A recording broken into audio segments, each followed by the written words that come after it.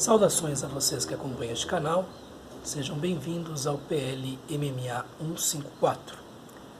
Dando prosseguimento à nossa série, vamos falar de mais 6 entradas, ou 6 capítulos, do livro 12, o último das meditações de Marco Aurélio, usando, como sempre, a tradução de Dona Virgínia de Castro e Almeida, que está em domínio público. E como sempre também, o trecho que será lido e discutido ao longo dos próximos capítulos foi colocado aqui embaixo, transcrito na descrição do vídeo. Então vejamos o que Marco Aurélio anotou de si para si, do seu capítulo 8º até o seu capítulo 13, do livro 12 das Meditações. 8. Contempla as formas despojadas do que as recobre. O motivo das ações.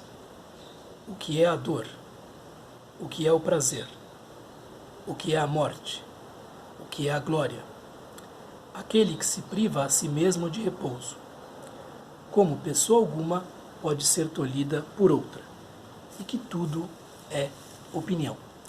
Na tradução de Edson Bini, que saiu no ano passado, 2019, nós temos o seguinte: examina as causas formais a nu, ou seja, despidas de seus envoltórios, as referências e finalidades das ações, o que é a dor, o que é o prazer, o que é a morte, o que é a reputação, quem é aquele que é a causa para si de suas próprias dificuldades, como ninguém constitui uma barreira para outras pessoas, que tudo não passa de opinião.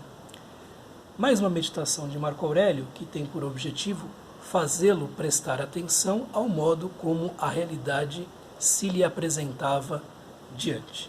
É um exercício espiritual, nos termos de Pierre Hadot, um exercício existencial, se quisermos.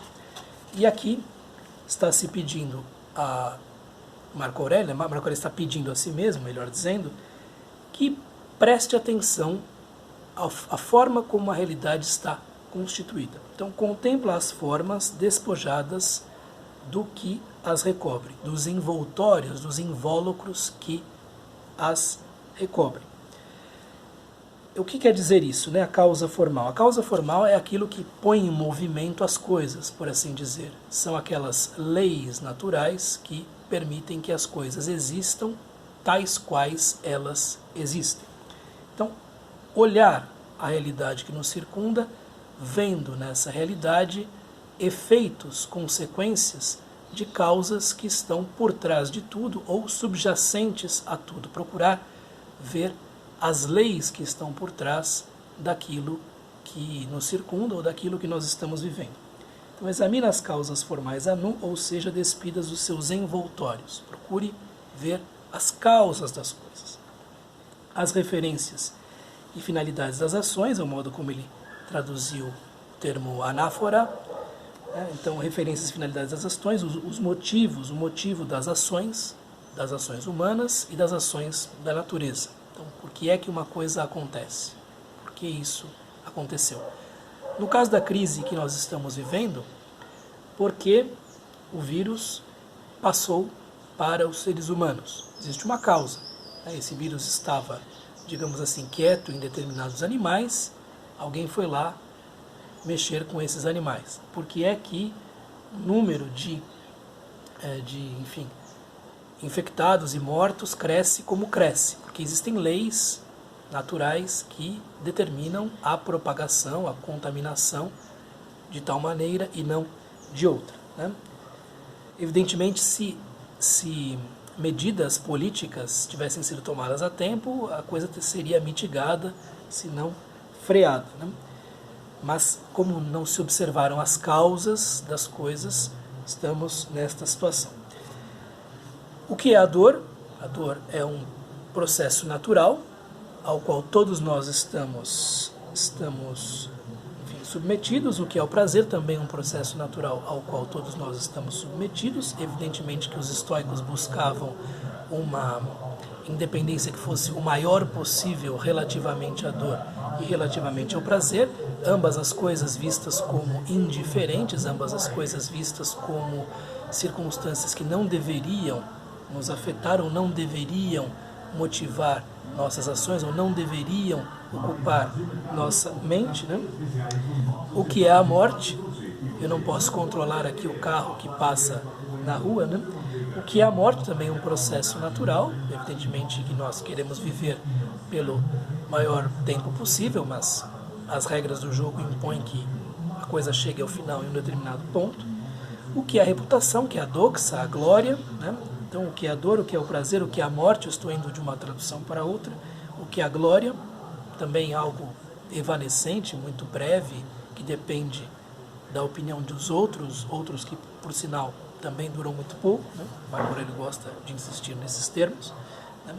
Quem é aquele que é a causa para si de suas próprias dificuldades, aquele que se priva a si mesmo de repouso, isto é, como está constituído aquele que, por não estar imbuído dos melhores princípios, cria tormentos para si próprio, isto é, aquele que atribui aos acontecimentos exteriores o poder de interferir internamente.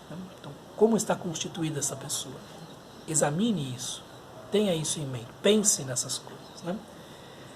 Examine como ninguém constitui uma barreira para outras pessoas, examine como pessoa alguma pode ser tolhida por outra. Aqui é algo bastante epictetiano, né? Porque é algo em que Epicteto, uma figura que foi muito importante na formação filosófica de Marco Aurélio, insistia muito. Então, ninguém pode obrigar nenhuma outra pessoa sem a autorização desta segunda pessoa a fazer nada.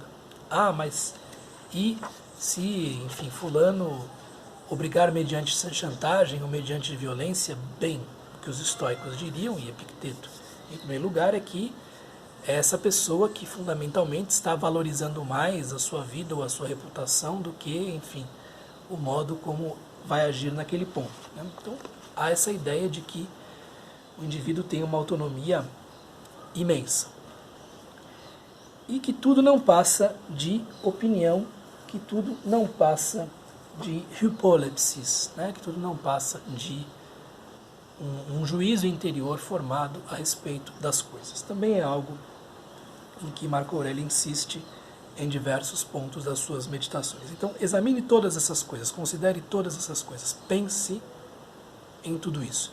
Aqui, a parte da filosofia que está sendo mais requisitada, por assim dizer, é aquilo que os estoicos chamavam de lógica, que é o estudo da percepção e da organização do pensamento. Então, como se dá essa organização do pensamento para que a relação com a realidade seja de um determinado modo ou seja de outro. 9.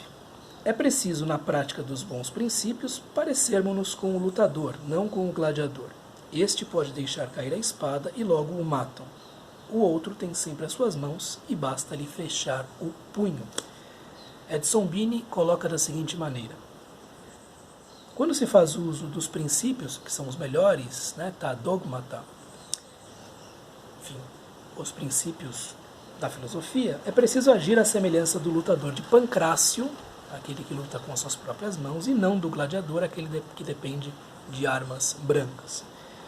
De fato, caso este último, o gladiador, deixe cair o instrumento que utiliza, ou seja, a espada, será morto. Quanto ao lutador de Pancrácio, conta sempre com a mão e tudo o que precisa é cerrar o punho. Então aqui a ideia de uma autonomia do ser humano e de que quanto mais ele precisar de instrumentos externos para garantir-se a si próprio, pior será a sua condição, ou mais frágil será a sua condição. Então a ideia é de que o ser humano tem tudo aquilo de que necessita em si próprio, ou numa vida que seja a mais simples possível, e que os objetos exteriores, na verdade, acabam sendo, enfim, meios de aprisioná-lo, meios de torná-lo mais dependente de coisas que ele pode não ter à mão a todos os momentos. Então, o lutador de Pancrácio, o lutador de, enfim, luta greco-romana com punhos também, né? Pancrácio era uma mistura de wrestling com, enfim, boxe. Então, o lutador que não usa nenhum tipo de artifício é um modelo melhor do que o lutador que se coloca como alguém que vai usar instrumentos para golpear o seu oponente. A ideia de que o lutador é um modelo para os estoicos aparece em outros pontos, seja das meditações, seja de outras obras do estoicismo romano. 10. Trata-se de ver as coisas em si mesmas. Opa, estou aqui lendo a tradução de Edson Bini, né? Ver as coisas como são, decompondo-as em matéria, forma e relação. E Edson Bini trata-se de ver as coisas em si mesmas, distingui-las do ponto de vista de sua matéria, de sua causa, de suas referências e finalidades. Muito bem.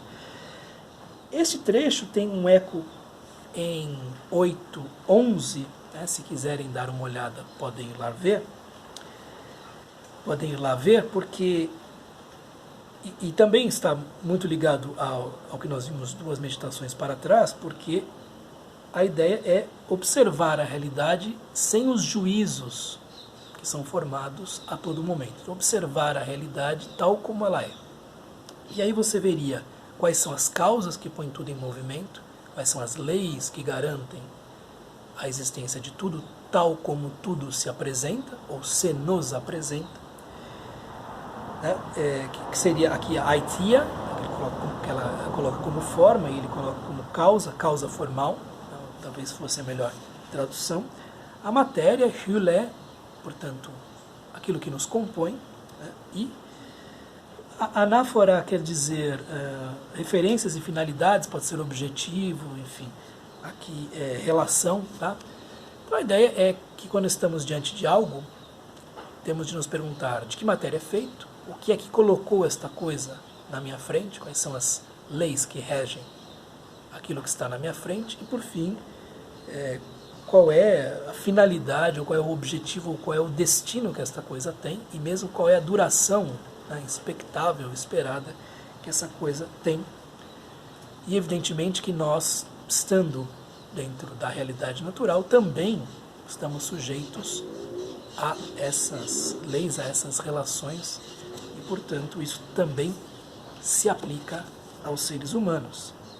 Do que são formados, devemos nos perguntar quais são as causas que nos regem, nos criaram, nos permitem a vida, e quais são as finalidades, os objetivos a que tendemos, ou as relações em que estamos inseridos, qual é a duração também que nós temos nesta vida. 11. Que grande poder o do homem tem na sua mão fazer apenas o que Deus aprova e conformar-se com o que Deus lhe manda. Aqui o termo é ser humano, anthropos, né, mais do que aner. Que grande poder tem o ser humano? Então pode parecer que o ser humano é frágil, é débil, não pode nada, mas esta certamente não seria a posição de um estoico. E ele tem na sua mão, tem à sua disposição a capacidade de seguir a divindade e de conformar-se com aquilo que a divindade lhe administra.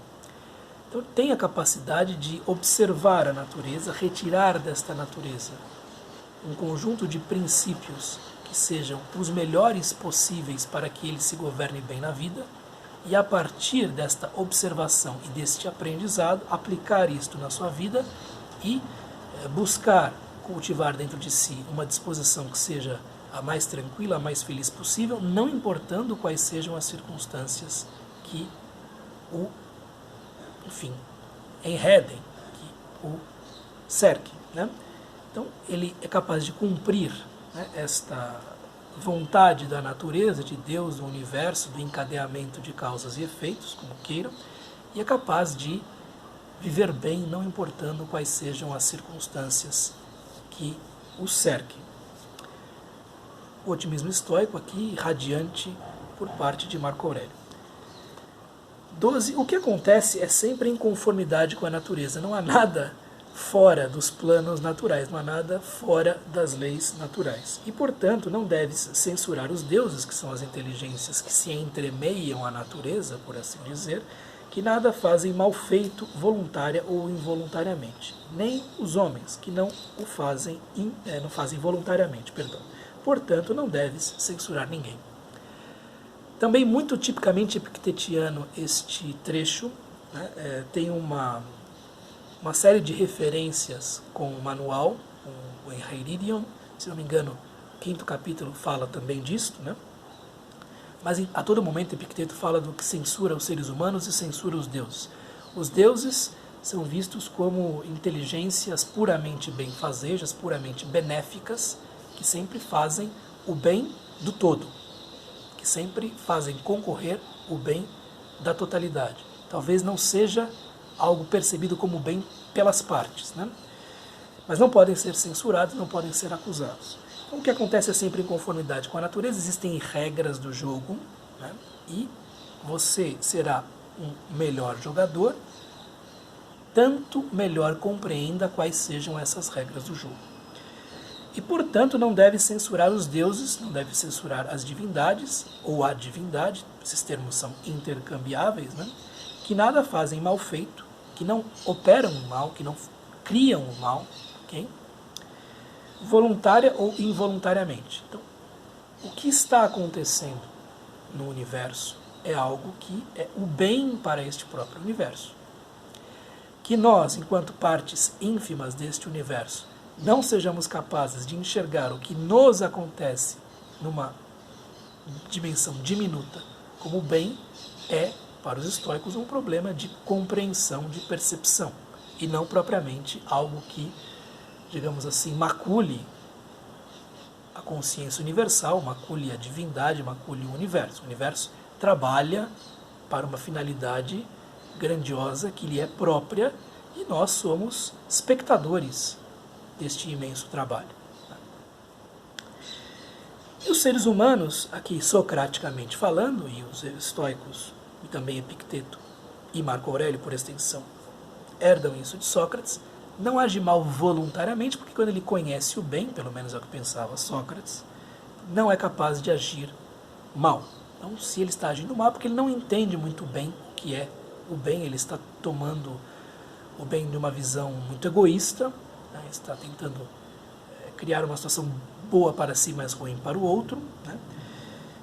E isso não acontece segundo a vontade, é o que pensava Sócrates e é o que pensam os estoicos, de certa maneira. Por isso não é necessário, nem é mesmo lícito, nem não é mesmo um ato de piedade, no sentido greco-romano, a censura, né? Censurar ninguém, né?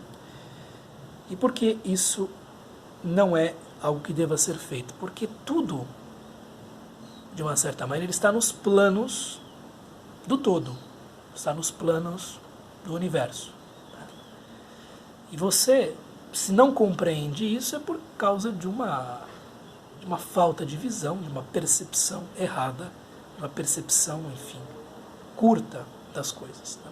Que pensavam os estoicos. Se isso é verdade ou não, cabe a cada um de nós ponderar dentro de si, né? E ver quanto um tipo de reflexão como esta pode nos ajudar ou não na condução de nossas próprias vidas. E por fim, aqui 13, como é ridículo e novato o que se admira, seja do que for, nesta vida. Aqui o novato é xenos, quer dizer, estrangeiro, em relação a si mesmo, estrangeiros de si para si, né? Então, como é ridículo, como é estranho, como estranha de si para si, como é novato, como é pouco experimentado, o que se admira, seja do que for nesta vida. Veja a relação íntima que há entre esta meditação número 13 e a meditação anterior, né? Porque se você aceita estes pressupostos de que a natureza não opera o mal para si própria, não opera o mal para suas partes, a natureza é, digamos assim, um imenso organismo que produz o bem para si próprio, o seu próprio bem-estar, né? A censura não cabe nem às inteligências que estão entremeadas ao funcionamento desta natureza, nem às inteligências inferiores que, enfim, tentam viver da melhor maneira possível, sendo partes diminutas deste cosmos. Então não há censura, não cabe a censura, porque, enfim, nada do que acontece está fora da natureza. E é ridículo aquele que acaba se admirando de que coisas venham a suceder. Porque essas coisas estão contidas em germe em tudo quanto existe. Então é novato, é pouco experimentado aquele que se admira, se surpreende, se maravilha com o que acontece, seja no mundo natural, seja nesta parte diminuta do mundo natural, que é o mundo humano, porque tudo isso está incluído nas próprias leis naturais. Nada disso é algo que vá contra as leis naturais, que vá contra aquilo que existe tal como existe. Então, que Marco Aurélio, talvez pensando em si mesmo, né, em um momento de maravilhamento, ou de admiração, de surpresa, vai se considerar provavelmente ridículo e pouco experimentado, porque está se admirando de alguma coisa. Olha, puxa, como é que algo assim pode acontecer? Mas como é que algo assim poderia não acontecer? Essa é a pergunta que poderia aí também nos ocupar, em vez de, puxa, por que é que isso aconteceu? Então, puxa, por que que isso não aconteceu antes? Ou por que que isso não aconteceu mais vezes? Podem ser perguntas aí que tenham um teor filosófico capaz de nos tornar pessoas mais conscientes, por assim dizer. Muito bem, é o que eu tinha a lhes dizer a esse respeito, e nós continuamos com o PLMMA em outro vídeo, em outra ocasião. Tchau, até mais.